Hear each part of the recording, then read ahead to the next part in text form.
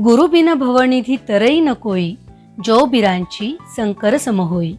खरंय, एखादा दैवी अवतार जरी या पुतलावर आला तरी त्याच्या आयुष्यात देखील गुरुला अनन्यसाधारण महत्व आहे. खरं तर मनुष्याला त्याच्या वर्तमानाला आणि त्याच्या भविष्याला आकार देण्याचे, उत्तम समाज आणि देश घडवण्याचे खरे सामर्थ्य शिक्षणामध्ये आहे. हे केवळ एक ज्ञाननिष्ठ, विद्यार्थीनिष्ठ आणि समाजनिष्ठ असा आदर्श शिक्षकच समजू शकतो. त्याला या गोष्टीची पुरेपूर जाणीव असते की देशाची समृद्धी आणि श्रीमंती त्या देशातील बुद्धिसंपत्तीवरच अवलंबून असते आणि म्हणूनच एक आदर्श शिक्षक आपले ज्ञानदानाचे कर्तव्य कुठल्याही परिस्थितीत अधुरं राहू देत नाही. मात्र 2020 मध्ये आलेल्या कोरोना व्हायरसने अखंड ज्ञानदानाचा वसा उचललेल्या जगभरातील लाखो शिक्षकांना अत्यंत व्यथित केले. लॉकडाऊनमुळे शाळा बंद झाल्या आणि विद्यार्थी ज्ञानार्जनाला मुकले. जीवांची तळमळ झाली, पण या जागतिक संकटापुढे सर्वांचाच नाईलाज झाला. सर्वच जण हतबल झाले. पण मुळशी तालुक्यातील छोटेसे गाव कळमशेत येथे प्राथमिक शिक्षक म्हणून कार्यरत असलेल्या एका शिक्षकाची मुलांना शिकवण्याची जिद्द, त्यांची तळमळ या संकटाच्या पुढे धावत होती. यानं त्या मार्गाने मुलांना शिक्षण देण्याचा त्यांचा अविरत प्रयत्न सुरूच होता. सतत विद्यार्थ्यांच्या संगतीत रमणाऱ्या, विद्यार्थ्यांशी संवाद साधणाऱ्या या शिक्षक वृंदाची बोलकी शाळा सुनी झाली आणि त्यांची अस्वस्थता अधिकच वाढत गेली. मुलं शाळेत येत नाहीत म्हणून काय झालं? शाळा बंद असल्या तरी शिक्षण चालू ठेवण्याचा संकल्प त्यांनी केला. शिक्षक गृहभेटीतून अध्यापन करू लागले. स्वयंसेवकांच्या मदतीने दारोदारी जाऊन शिक्षण देण्याचे उपक्रम राबवले गेले. ऑनलाईन शिक्षणाच्या मदतीने मुलांना मार्गदर्शन सुरू झाले, पण याला अनेक मर्यादा होत्या. या सगळ्या प्रयत्नातून मुलांची शिक्षण घेण्याची भूक भागत नाहीये याची जाणीव त्यांना स्वस्थ बसू देईना. त्यातूनच कोरोनाचं संकट वाढत चाललंय. अनेक मर्यादा वाढतायत. शाळा सुरू होतील की नाही याची शाश्वती नाही. अशा परिस्थितीत असं काय करता येईल म्हणजे माझ्या मुलांचं शिक्षण खंडित होणार नाही याचा शोध ते रात्रंदिवस घेऊ लागले आणि यातूनच त्यांना एक भन्नाट कल्पना सुचली. या कल्पनेतून त्यांनी अभ्यास आपल्या दारी हा उपक्रम राबवला. या उपक्रमांतर्गत कळमशेतमधील आदिवासी वस्तींवरील घरांच्या भिंतींवर मुलांच्या पाठ्यक्रमातील धडे रंगवण्यात आले.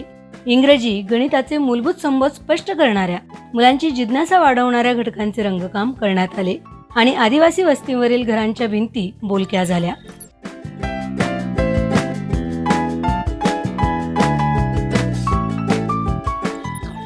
या उपक्रमामागे मुलांचा अभ्यासक्रम सतत त्यांच्या डोळ्यांसमोर राहून कोरोना काळात शाळा जरी बंद असल्या तरी घर बसल्या मुलांचे शिक्षण व्हावे, विद्यार्थी अभ्यासात गुंतून राहावा, स्पर्धेत टिकून राहावा हाच मुख्य उद्देश. हा नाविन्यपूर्ण उपक्रम पाहून हे आदिवासी चिमुरडी देखील खूप खुश झाले आहेत. त्यांच्यातील उत्साह द्विगुणित झाला आहे. आपल्या व आपल्या सवंगड्यांच्या भिंतींवरील धडे ते रोज वाचतात. त्याबद्दल एकमेकांशी चर्चा करतात. इंग्रजीही अगदी सहजपणे वाचतात आणि बोलतात सुद्धा. त्यांचे आई वडीलही आपल्या पाल्यांसाठी राबवलेला हा उपक्रम अत्यंत कुतूहलतेने पाहतायत. अभ्यास आपल्या दारी हा अनोखा उपक्रम राबवणारी कळमशेत शाळा मुळशी तालुक्यातली पहिली शाळा ठरली आहे आणि म्हणूनच अभ्यासाची वाढी झालेल्या या वस्तीचे आणि हा उपक्रम राबवणाऱ्या शिक्षकाचे संपूर्ण तालुकाभर कौतुक होत आहे. Institute for woman entrepreneur development या संस्थेने उपलब्ध करून दिलेल्या निधीच्या मदतीने हा अनोखा उपक्रम राबवणाऱ्या आदर्श मूर्ती शिक्षक वृंदाचे नाव आहे राष्ट्रपती पुरस्कार विजेते माननीय श्री संजीव माधव बागुल सर. मला खूप विचार केल्यानंतर एक कल्पना सुचली की आपल्या मुलांसाठी अभ्यास हा त्यांच्या दारातच नेऊन ठेवला तर, आणि म्हणून माझ्या आदिवासी बांधवांच्या वस्तीवर, त्यांच्या घरांवर शालेय अभ्यास रंगरंगोटी करून तो मुलांच्या नजरेसमोर राहील आणि मुलं दररोज ते पाहतील, वाचतील, गावातल्या शिकलेल्या मुलांच्या मदतीने शिकतील, पालकांच्या मदतीने शिकतील.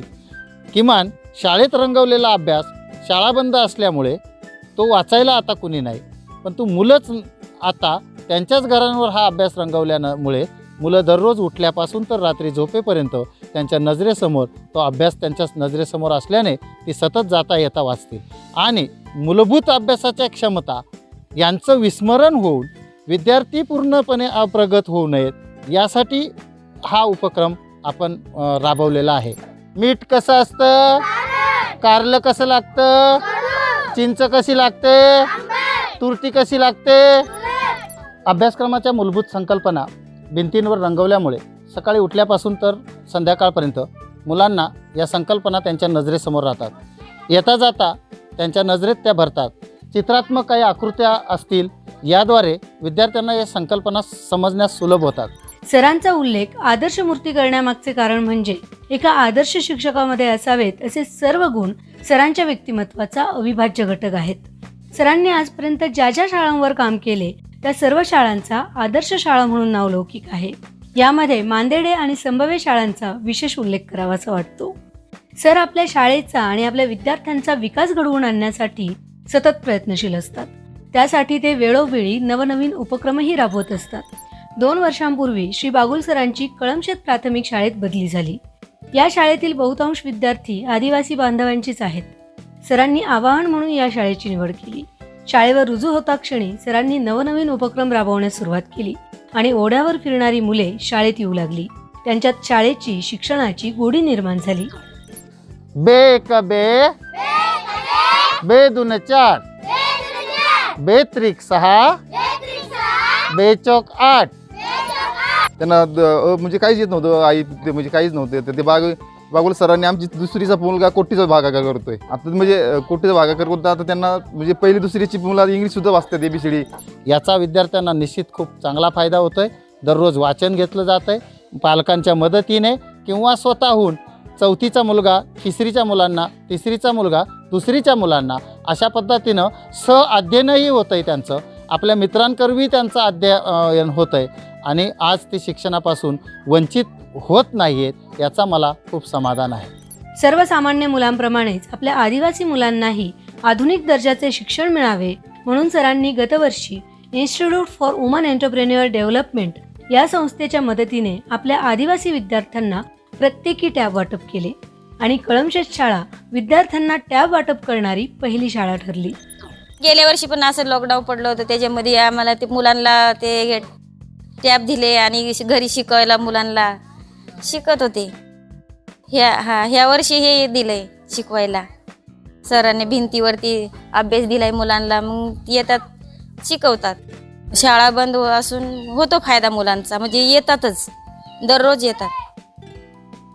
हसत खेळतच अभ्यास होतो त्यांना. नाही मुलं जर गोळा नसली झाली तर मी गोळा करून तिथं मुलांना शिकवायला देते. विद्यार्थ्यांच्या गुणवत्ता वाढीसाठी पूरक अशा शैक्षणिक साहित्यांची उपलब्धता देखील सरांनी आपल्या विद्यार्थ्यांना करून दिली. एवढंच नाही तर मुलांची प्रतिकारशक्ती वाढवण्यासाठी शाळा बंद असूनही सरांनी वर्षभर अंडी, केळी, संत्री, सफरचंद इत्यादींचे वाटप केले. आपल्या विद्यार्थ्यांसाठी त्यांच्या सर्वांगीण विकासासाठी सतत झुरणाऱ्या, अध्यापनाला केवळ पोटार्थी धंदा किंवा उपजीविकेचे साधन न मानता कर्तबगार नवी पिढी घडविण्यासाठी लाभलेली सुवर्ण संधी मानून काम करणाऱ्या, ज्ञानदानासारख्या आपल्या कर्माला आत्मा अर्पण करणाऱ्या श्री बागुल सरांनी अभ्यास आपल्या दारी हा आगळा वेगळा सकारात्मक उपक्रम राबवून हे दाखवून दिले की इच्छा असेल तर मार्ग हा दिसतोच. विशेष म्हणजे या बोलक्या भिंती पाहून मुलंच नाहीत तर नागरिकही स्वतःला अभ्यास करण्यापासून रोखू शकत नाहीत. यामुळे मुलांसोबतच गावातील अशिक्षित लोकांनाही शिकण्याची प्रेरणा मिळत आहे.